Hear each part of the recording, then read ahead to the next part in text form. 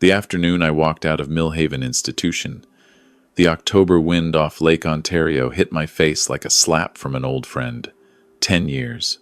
10 years I spent behind those walls for fraud I never committed. 10 years watching maple leaves change through razor wire while my family forgot I existed. My name is David Thornton. I'm 62 years old. And this is the story of how I learned that the worst prison isn't made of concrete and steel. It's made of trust and betrayal. I remember the day the RCMP put me in handcuffs like it was yesterday. November 8th, 2014. I was the co-founder of Thornton Web Development, one of Toronto's fastest-growing real estate firms. My partner, James Webb, and I had built the company from nothing in 1995. We'd developed condos in the Distillery District, office towers in the Financial District, affordable housing in Scarborough. We employed 180 people across the GTA. I had a wife named Catherine who I'd loved since university, a daughter named Rebecca who was finishing her MBA at Queen's, and a business partner I'd known since we were roommates at Western. James wasn't just my partner, he was my best friend. That friendship was my greatest mistake. The fraud charges came out of nowhere. $4 million missing from a Mississauga development project, falsified environmental assessments, bribes to city officials, bank records showing transfers to offshore accounts in my name. My lawyer, a sharp woman named Maria Santos, said it was the most sophisticated frame job she'd ever seen in 20 years of practice. The Crown didn't care. They saw a wealthy developer who got greedy, and they gave me 12 years. Catherine visited me every week for the first 2 years. Then the visits became monthly, then every few months. Then she stopped coming. I got divorce papers delivered to my cell on my birthday in 2017. She wrote a note saying she couldn't live like this anymore. She'd met someone else, someone named Thomas, who made her feel young again. I understood. I hated it with every fiber of my being, but I understood. Prison has a way of erasing you from the world. You become a ghost while you're still breathing. Rebecca kept writing to me. Every single week, my daughter sent letters. She told me about finishing her MBA, about her husband Marcus, about my grandson Oliver, who was born 3 years after I went away. She sent photographs. Oliver had my mother's eyes, that same fierce determination my mom used to have. Then, 4 years ago, Rebecca's letters stopped. I wrote to her dozens of times. No response. I tried calling her cell. The number was disconnected. I called the company. A receptionist I didn't recognize said there was no Rebecca Thornton Hayes working there. When I asked to speak to James, my partner, she put me on hold for 15 minutes before telling me Mr. Webb was in a meeting. Something was very wrong. I hired a private investigator with what little money I had left in an account James couldn't access. What he found made my blood run cold. Rebecca had been fired from the company 5 years ago. She and Marcus had divorced. She was living in a basement apartment in Brampton, working at a dental clinic for minimum wage. My grandson Oliver was with her, an 8-year-old boy who'd never known anything but struggle. And James, my dear friend James, was living in my house in Rosedale, driving my Range Rover, running my company.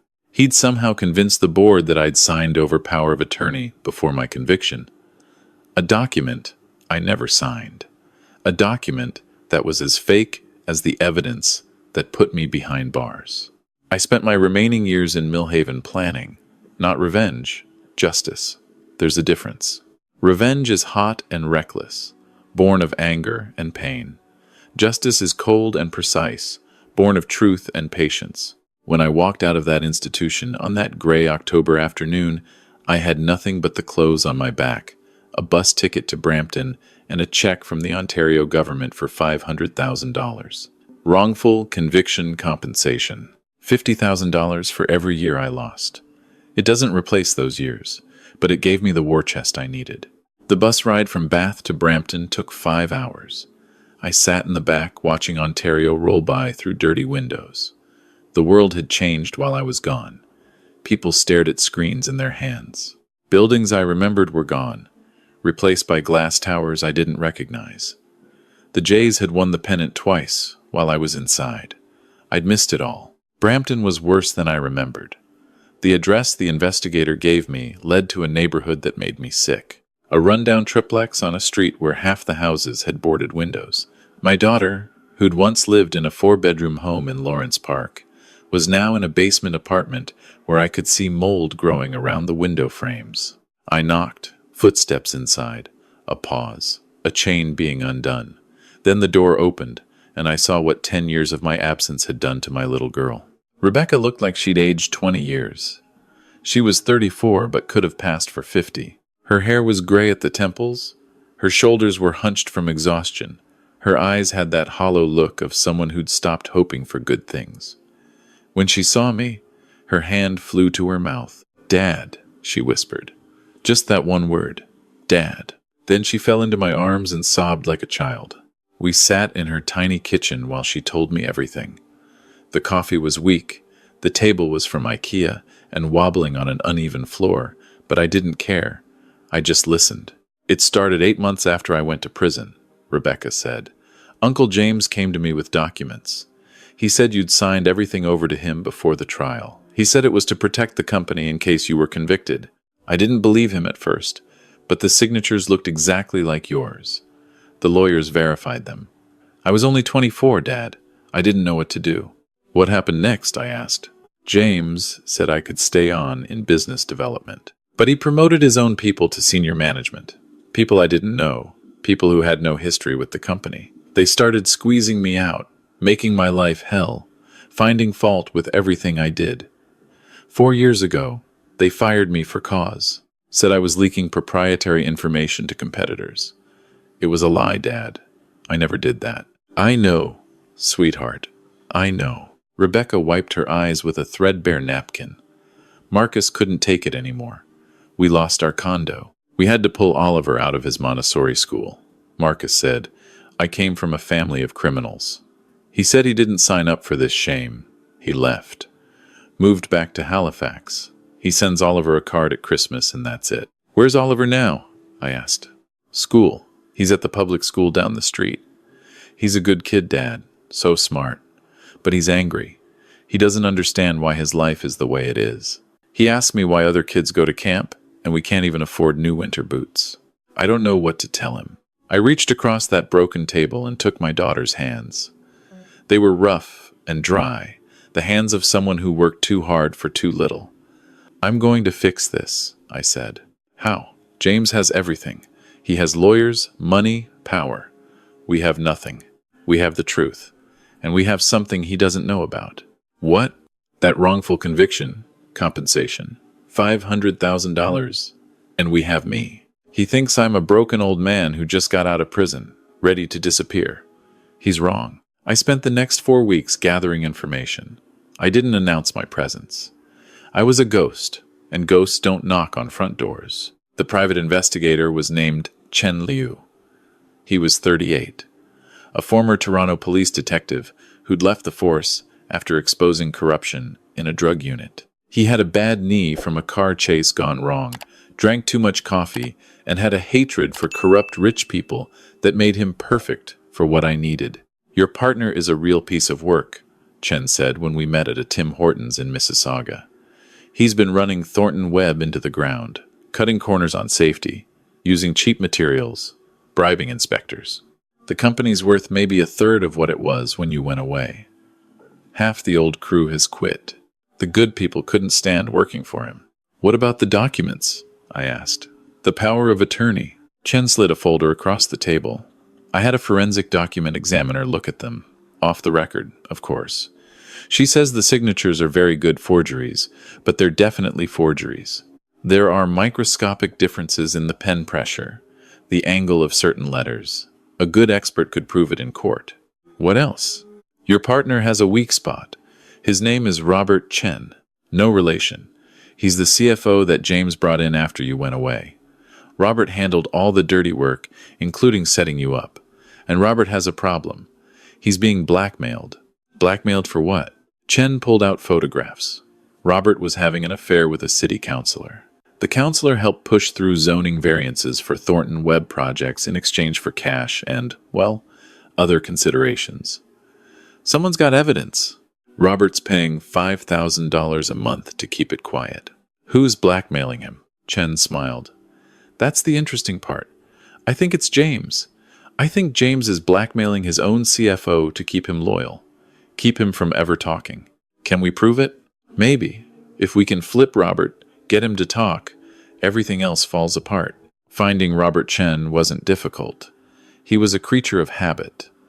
Every Thursday night, he played squash at a club in Oakville. Every Friday, he had lunch at a sushi place on Yonge Street. He drove a BMW he couldn't afford and wore Rolex watches that cost more than my daughter made in a year. I watched him for 3 weeks. I learned his patterns. I learned he was terrified of his secrets coming out. I learned that he had a wife and 3 kids who didn't know about the affair or the fraud. On the 4th Thursday, I approached him in the parking lot of the squash club. "Robert Chen," I said. He spun around, his hand going to his jacket. When he saw me, an old man in a Value Village coat, he relaxed. "Who are you?" "I'm David Thornton. I think you know my name." The color drained from his face. He looked like he'd seen a ghost, which, in a way, he had. "You're supposed to be in prison," he stammered. "I got out. Served 10 years of a 12-year sentence. Good behavior, statutory release. And now I'm back. Robert, I'm back, and I know everything. I don't know what you're talking about. The forged documents, the falsified environmental reports on the Mississauga project, the $4 million that James actually stole and blamed on me, the bribes to Counselor Davies, the affair you had with him, the photographs James is using to blackmail you. I know all of it." Robert's hands were shaking. "You can't prove anything." "I can. I have a document expert who'll testify the signatures are forgeries. I have the wrongful conviction compensation that lets me hire the best lawyers in Ontario. I have bank records my investigator found. I have emails James thought he deleted. And I have the photos of you and Counselor Davies, the same ones James has been using against you. This was partly a bluff. I had some evidence, but not as much as I was claiming. But Robert didn't know that. And Robert was desperate. "What do you want?" he asked. "I want the truth. I want you to tell me everything James did. I want you to put it in a sworn affidavit. I want you to testify if it comes to that. I can't. James will destroy me. The photos will get out. My marriage, my career, everything. James is going to destroy you anyway. It's only a matter of time before he doesn't need you anymore. And when that happens, those photos go public. You're useful to him now, but usefulness has an expiration date." He stared at me. "What's in it for me? If you help me, I'll make sure you don't go to prison. I'll negotiate immunity for you with the Crown. Your affair becomes irrelevant if the counselor is already under investigation. You get to keep your family." Robert was quiet for a long time. The sound of cars on the QEW rumbled in the distance. Finally, he spoke. "If I help you, I need guarantees. In writing. You'll have them. My lawyer will draw up an agreement. You testify, you cooperate, you get immunity.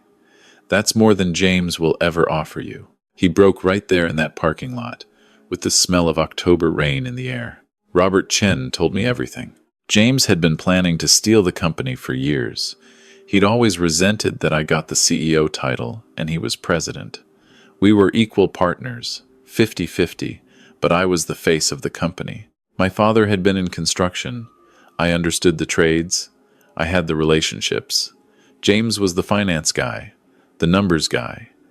He thought that wasn't enough recognition. The fraud was James's idea. He had Robert create false invoices, forge environmental reports, plant evidence. He had people on the inside, accountants and lawyers loyal to him. When the RCMP came investigating, everything pointed to me. And the worst part? Catherine knew. My wife knew what James had done, because James had been having an affair with her for years before I went to prison. The man named Thomas she'd left me for? There was no Thomas. It was James. It had always been James. James had lived in my house with my wife while I rotted in prison for crimes he committed. I sat in my rental car after Robert left, and I allowed myself 5 minutes. 5 minutes to feel the rage, the betrayal, the sheer agony of what had been done to me. I gripped the steering wheel and I cried. quiet tears running down an old man's face. Then I wiped my eyes, started the car, and got back to work. Getting Robert's full confession took 4 more meetings. I recorded everything with his knowledge and consent. I had him sign documents. I had him provide dates, names, dollar amounts. I built a case that would make any Crown prosecutor salivate. But I wasn't going to the Crown yet. First, I wanted to see James. James still lived in my house. The house Catherine and I had bought in 2003 inches Rosedale. The house where Rebecca had her 16th birthday party.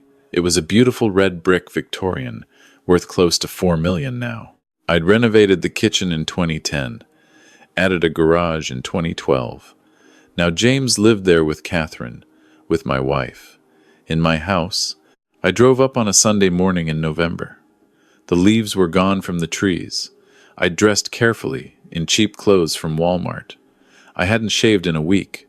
I wanted to look like a broken man, a man who'd given up. I wanted James to underestimate me. The doorbell echoed through the house. I waited. Footsteps. The door opened. Catherine stood there, 10 years older, but still beautiful in that cold, elegant way she'd always had. She was wearing yoga clothes and holding a latte. When she saw me, she dropped the cup. It exploded on the hardwood floor I'd installed. Coffee everywhere. "David," she whispered. "Hello, Catherine. What are you doing here?" "I came to see my house. And my partner. This is still my house, isn't it? Or have you stolen that too?" James appeared behind her. He'd gotten soft. Success and stolen money will do that to a man. His hair was thin and gray. His face was puffy. But his eyes still had that calculating look. That predator look. "David," he said smoothly. "What a surprise. I heard you got statutory release. I didn't expect you to show up here. Where else would I go? This is my home." "Was your home? Things have changed, old friend. I'm afraid you're not welcome here anymore." I let my shoulders slump. I put on my best defeated expression. "James, please. I just got out. I have nowhere to go, no money, nothing. I'm not here to cause trouble. I just want to understand what happened."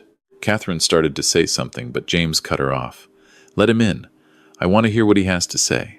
They led me into the living room, my living room. The furniture was different.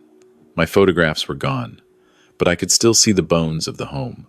The fireplace where Rebecca had hung her stocking. The window where Catherine used to read on Sunday mornings. All of it taken. "So," James said, settling into a leather chair that probably cost $5,000. "What do you want, David?" "I just want to understand. The company, the evidence, all of it. I had 10 years to think, and none of it made sense." James smiled. It was the smile of a man who'd won. "What's to understand? You got greedy. You committed fraud. You got caught." "I didn't commit fraud, James." The jury disagreed. The jury was shown false evidence, forged documents, manufactured proof. James's smile faltered slightly. "That's a serious accusation." I looked at Catherine. She was sitting on the couch, arms crossed. "And you knew. You knew what he did, and you went along with it. You were sleeping with him while I was still your husband. How long, Catherine? How long were you two betraying me?" She didn't answer, just stared at her lap. James stood up. "I think you should leave, David. Prison clearly damaged your mind." "I've been collecting evidence," I said calmly. "I have Robert Chen's full confession. Signed, witnessed, recorded. I have forensic proof the documents were forged. I have bank records, tracing the stolen money to accounts you control. I have enough to put you both away for the rest of your lives." The room went silent. James's face turned red, then white. "You're bluffing." "Am I?" I pulled out my phone and pressed play. Robert's voice filled the room. James Webb approached me in 2013 with a plan to frame his partner for fraud. I helped him create forged documents and false environmental reports. In exchange, he promised me the CFO position and protection from exposure of my affair with Counselor Davies. Everything I'm about to describe is true, and I'm providing this statement of my own free will in exchange for immunity from prosecution. I let it play for 45 seconds, then stopped. "There's 3 hours of that.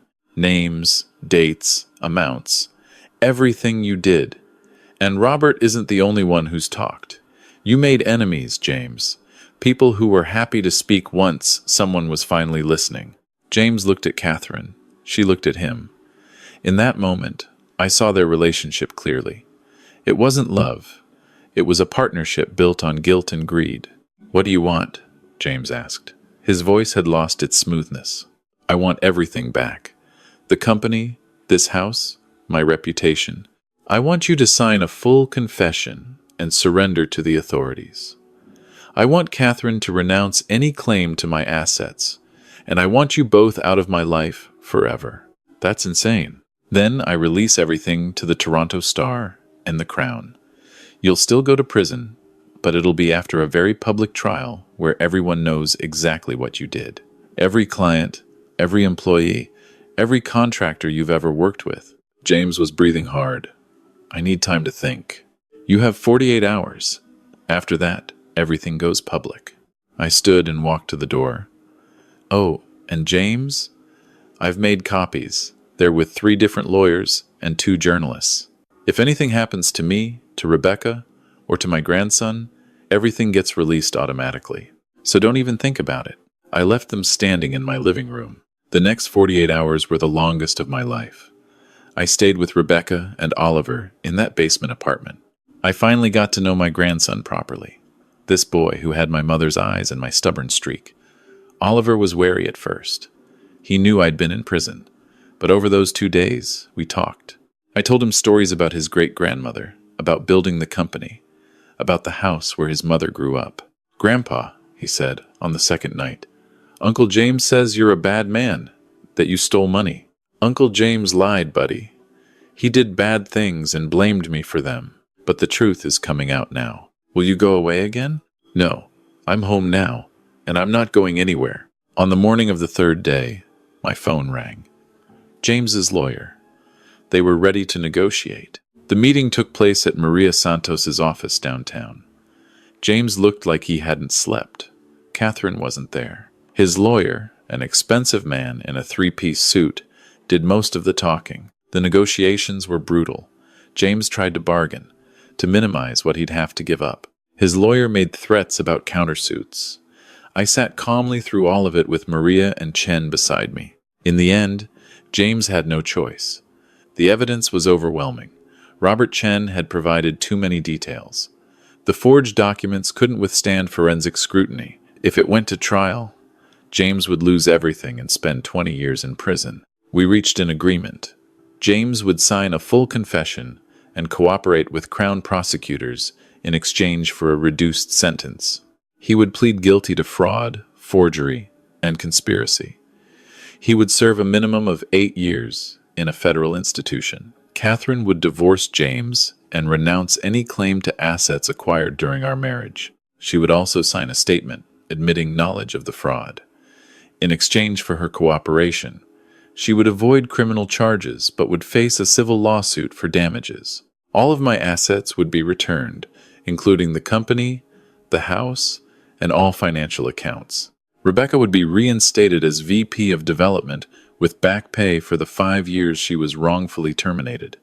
James would publicly apologize in writing and on video. And Counselor Davies would be investigated separately, with Robert's testimony providing the evidence. Watching James sign that confession was one of the sweetest moments of my life. His hand shook as he put pen to paper. "Was it worth it?" I asked him. 20 years ago, you had a partner who trusted you completely. You had a stake in a thriving company. You had everything. Was destroying all of that worth it? He didn't answer. He just signed and left. The next 8 months were a whirlwind. James's arrest made every news outlet in Ontario. The National Post ran a full investigation. CBC did a documentary. I gave interviews. I told my story. The Ontario government reviewed my wrongful conviction case and increased my compensation to $800,000, $80,000 per year, the maximum under the new guidelines. Thornton Webb Development barely survived. James's mismanagement had gutted it. But there was still a core of good people. With Rebecca back and fresh investment from partners who believed in us, we started rebuilding. I moved back into my house. It felt strange at first, sleeping in rooms James and Catherine had occupied. But slowly, I made it mine again. I took down Catherine's artwork and put up family photographs. I replaced James's furniture with pieces that reminded me of better times. Oliver came to live with us. Rebecca and I agreed the boy needed stability. He enrolled at a good school in Forest Hill. He made friends. He joined the hockey team. He started smiling again. Rebecca and I rebuilt our relationship. 10 years of separation had created distance, but blood is thicker than time. We worked side by side during the day and had dinner together at night. We talked about the past, about the future, about everything we'd lost and everything we could still build. 1 year after I walked out of Millhaven, I stood on the back deck of my house and watched the sun set over Toronto. Rebecca was inside making dinner. Oliver was doing homework at the kitchen table. The sounds of family drifted out through the open door. I thought about the 10 years I'd lost, my daughter's wedding, my grandson's first steps, holidays and birthdays and ordinary Wednesday afternoons, all gone. But I also thought about what I'd gained, the truth, justice, a second chance to be a father and grandfather, the knowledge that the people who'd betrayed me had paid for their crimes. James was in Kingston Penitentiary now. He'd be there for at least 8 more years. Catherine had moved to Vancouver to escape the shame. Robert Chen was cooperating with authorities and had avoided charges. His marriage survived, barely. Councillor Davies was facing corruption charges. The whole rotten structure had collapsed. And I was here, 62 years old, standing in my own home, surrounded by the people I loved. "Grandpa," Oliver called. "Dinner's ready." I turned away from the sunset and went inside to join my family. The story wasn't over. It never really is. James would get out eventually. There would always be people who believed his version of events. The company faced years of work to return to what it was. Oliver would have questions as he got older, difficult questions about family and betrayal and forgiveness. But none of that mattered right now.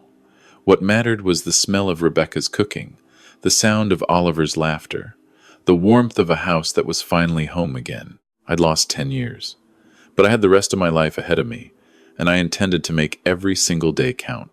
If you're watching this and you've been wronged by someone you trusted, I want you to know something.